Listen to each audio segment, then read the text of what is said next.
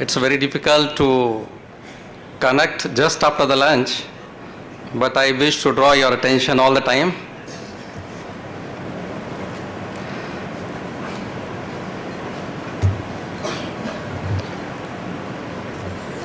Before I start my presentation, let's give me some insight of plastic and polymers for which we are talking since beginning of the day. Way back in 1833, first polymer was invented. However, it took another 70 years to develop a pure synthetic polymer by Lee Hendrik Beckham in UK. It is known as bakelite, and it became popular instantly due to its various uses like packaging, containers, machine tools, and then various other uses. Worldwide, people thought that they have got a friend in this invention. And yes, indeed, it was considered like a friend and it was very popular. Developments followed the invention of various textile polymers like polyester during 1950s and 60s. The consumption of various polymers in 1950 was meager 1.5 million tons, which now swelled to more than 400 million tons by now. Later, world has come to know that these fibers, plastics are not biodegradable. So which they were considering as a friend has become a main challenge to them. In 1987, the United Nations Commission defined sustainability as meeting the needs of present without compromising the ability of future generation to meet their own needs. Means UN has to intervene to explain that use the resources in a sustainable way, and the two words came to our vocabulary. One was the environment and second was the sustainability.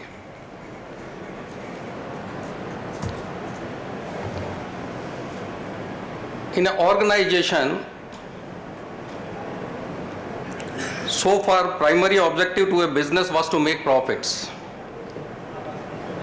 Its success was also being measured by amount of profits it make.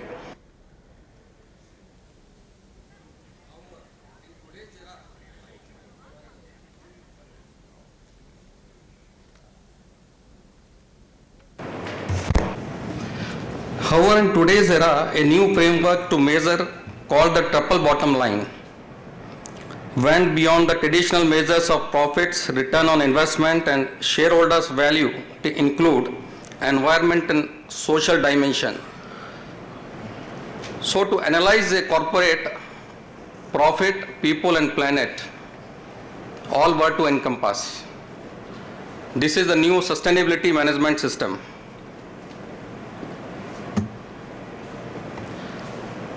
Fashion and clothing is one of the biggest industries in the world. It's touching practically everyone. It is one of the key value creating industries for the world economy. The global textile and apparel industry generated over approximately $2 trillion in annual revenue and used 109 million tons of fibers, catering to entire population of globe, that is 8 billion people. The textile industry is the largest employer also. It's employing over 300 million people, mostly in the third world. That includes developing countries like Bangladesh, Brazil, China, India, Pakistan, Turkey, and many more.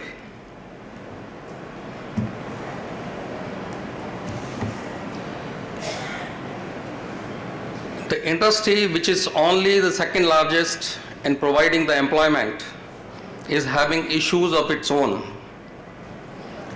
Textile is only second to the oil industry in generating pollution, accounting for approximately 1.2 billion tons of greenhouse gas annually.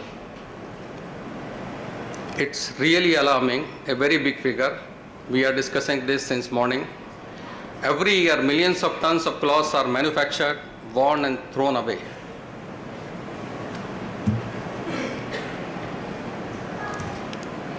The clothing and textile industry will use up to 25% of world carbon budget. This is not the today's figure.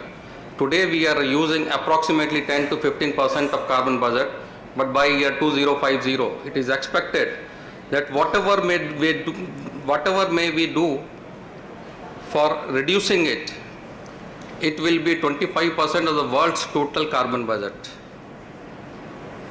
The textile chain consumes a huge amount of water and energy, along with use of various chemicals and harmful substances. To achieve total sustainability, we need to look into all the areas. Here are some figures regarding textile industry. It is responsible for 17 to 20% of global water pollution. As on today, it's responsible for 10% global carbon emission. It's responsible for producing almost 21 billion tons of garbage per year. These are the global figures. And of course, this is the second largest polluting industry. So if we need to make our world better, we need to focus on textile industry first.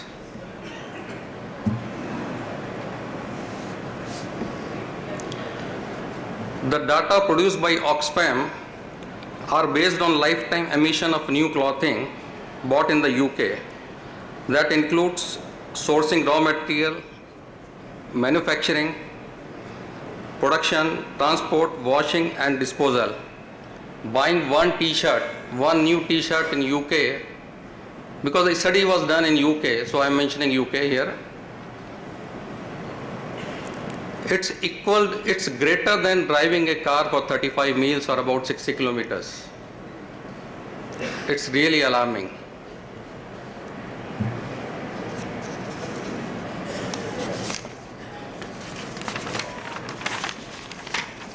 The need of sustainability in clothing and textile industry. We are again, eminent speakers have already touched this subject many times during the last presentations. Sustainability has been highlighted as a growing concern for the textile and apparel industry. The textile industry is a prevalent contributor to serious health issues and environmental concerns, including water and air pollutions. There is a dire need to adopt new methods of manufacturing which do not hamper the environment, to help sustain not only the textile industry but the environment too.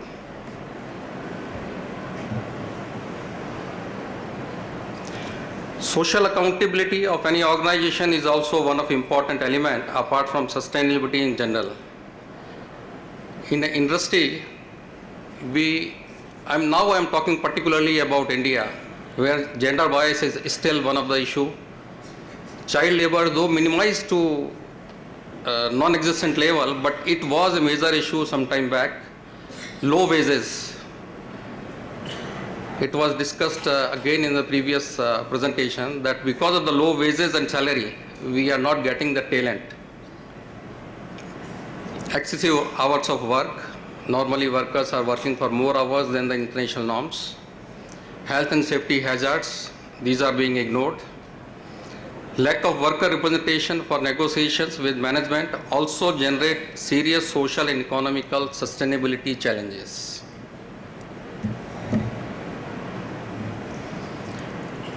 But now there is a shift in the environment of industry. Now the governments, brand retailers, trade bodies, professionals, everyone is talking about the sustainability and its importance in our day-to-day life. It's not only about textile, but it's for everyone and everywhere.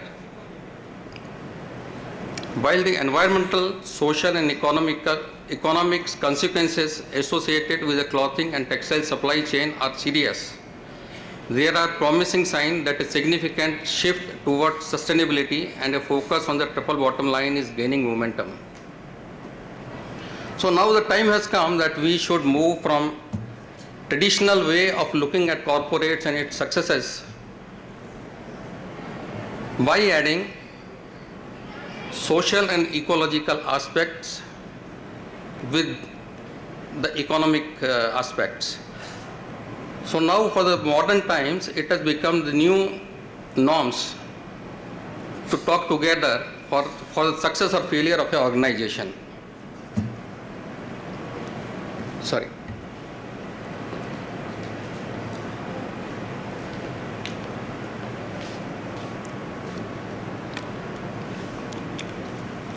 People, that's a society, representation of society in an organization, is the first pillar of sustainability.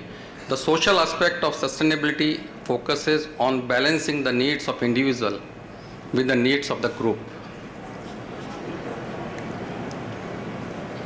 We were talking about the disparity in the various countries because of the income and the consumption pattern. It has to be unified. It should be equal. Social sustainability is about people both within and outside organization. It influences the society also. How to measure the social responsibility of an organization, corporate social responsibility? There are some questions. I'm trying to raise some questions, and one can judge the CSR of a company through the answer of these. Is your business a job growth driver in your region? Are you able to provide employment to the people in your region? Do you and your employees give back to the community? Whether your people and you are giving a positive impact on the society or the community near you? Are the people you hire are better situated within the community in terms of economic stability and community health? Means, are you taking care of your employees economically and otherwise so that they are able to leave a positive impact on the society? Does your business support local initiatives and grow the overall sustainability on your community region? These questions need an answer from an honest answer from the organization.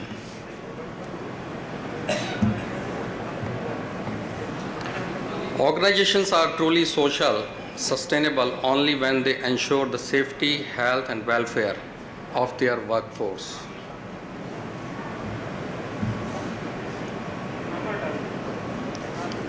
Now I come to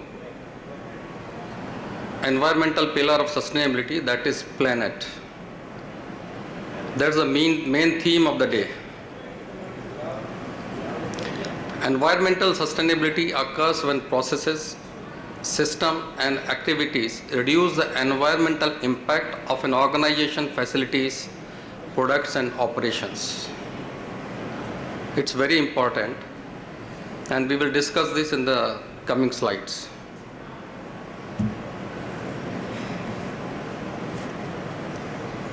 When we talk about sustainability, that you reduce use of water, energy, harmful substance, but before you claim that you have reduced something, you have to measure it.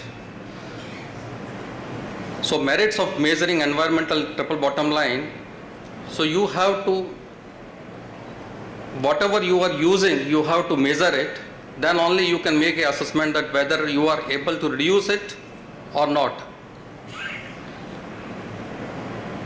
Use of renewable energy and optimize energy consumption. Of course, before that you have to measure it. Amount of material that is recycled, amount of water withdrawn from local water source per unit of production, total air emission and solid waste. Whatever gets measured gets managed. In terms of circular economy in textile industry is one of the point which was discussed regularly. And in simple words, see, whatever we are buying from the market is passing through the source, produce, sell, use, and then it goes to landfill or incinerate. If a small part out of this, after the use, we repair and reuse, or We reuse and sell, we refurbish or renovate it and again use it for the production cycle and sell it, or we recycle it. Even if we use one of the element out of it, means we are fulfilling the need of circular economy in a way.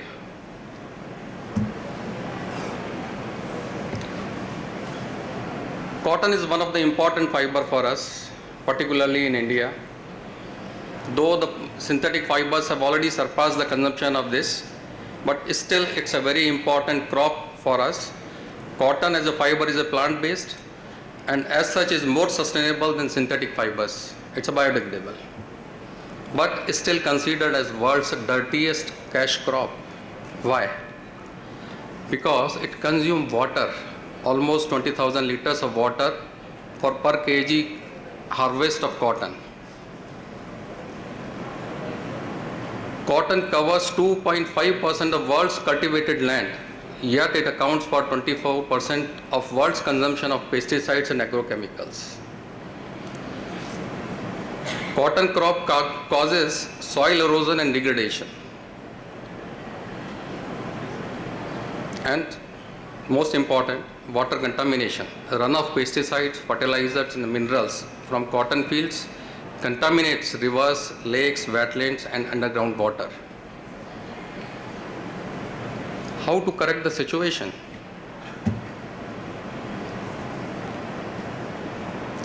Sustainable fiber, and one of them is Better Cotton Initiative. The Better Cotton Initiative was founded in 2005 and initiated in 2011 in India. The Better Cotton Initiative supports farmers across the world to care for water, soil health and natural habitats with certain specifications. It covers world's 20% production globally, and they are working in most of the countries where cotton is cultivated. So this is one of very important development which is being ignored by most of us. The next is organic cotton. See, organic cotton is at present only about 1% of the total output, while the Better Cotton Initiative covers almost 20%.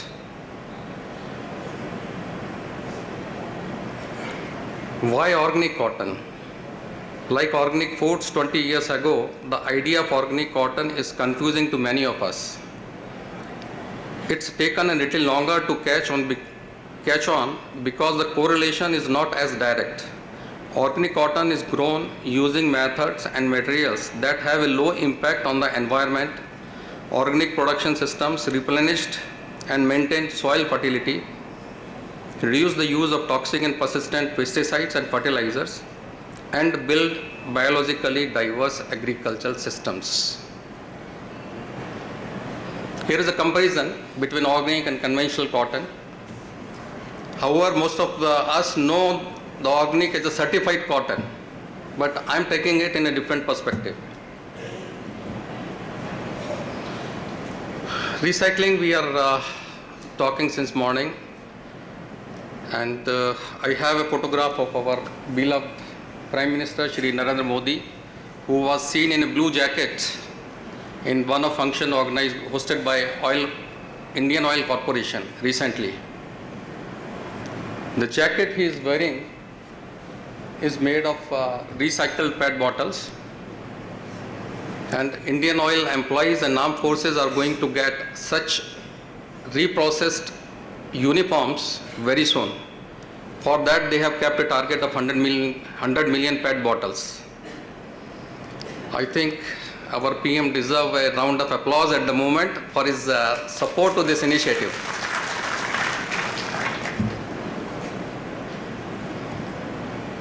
Here is some approach to sustainable production. I am relating these to textile wet processing. Bio and plasma based pre-treatment, low material to liquor ratio dyeing or processing machines, use of CPB and continuous dyeing, salt free dyeing,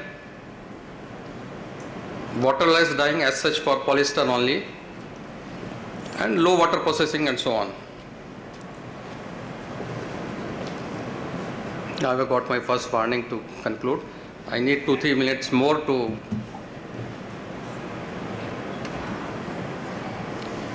I would like to mention 2 more innovations which are very new. One is nanotechnology. Recently, IIT Roper scientists have developed an innovative green technology that is through air nanobubble. And they claim that it's going to reduce the water consumption by 90%. We are still waiting for the more data from them. And second news is plastic eating enzymes. It has come from UK, Portsmouth University. The researchers claim that they have developed an enzyme which can degrade the one-use plastic. However, they are not successful as yet for polyester, but they are working on it. ZDSC and ZLD are the 2 terms very popular in the industry. ZDSC is zero discharge of hazardous chemicals. So the best way to them is restrict the entry of those unwanted chemicals into your system. So check your inputs, use smart processes, and have a safe certified output. It has no relation with the ZDSC certification. And the second term is ZLD, that is zero liquid discharge. Zero liquid discharge is an ambitious wastewater management strategy that eliminates any liquid waste leaving the plant or facility boundary, with the majority of water being recovered for reuse. This is one of the step towards sustainability, which more and more units are adopting in textile and chemical industry. Our 3 out of 4 units are under ZLD. Profit is the ultimate of any organization. You always aim for higher and higher profits. In today's world, the compliance and ethical working is very important, because your buyer, your customer is not looking at your profitability. He is looking at how compliant you are towards standards, policies, requirements, regulations, transparency, law. Everywhere. You are being audited for everything, not only for your balance sheet.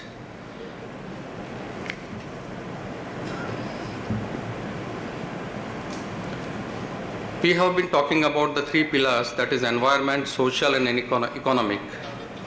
They also intervene with each other